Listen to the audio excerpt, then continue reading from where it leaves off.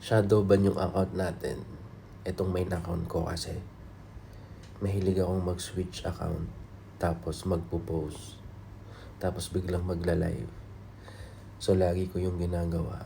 So yun pala yung reason kung bakit na shadow ban itong main account na to.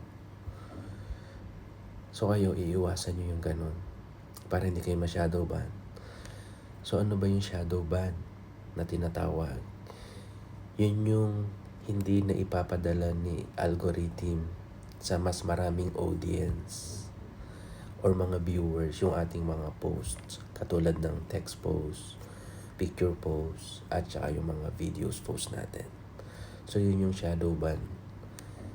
So para maiwasan yun, iwasan yung mag-switch account ng mabilisan, tapos magla-live kayo, tapos bigla kayong magpo-post. So lagi ko yung ginagawa. Kaya pala yung aking bahay ay hindi na lumago. Yun. Let's grow.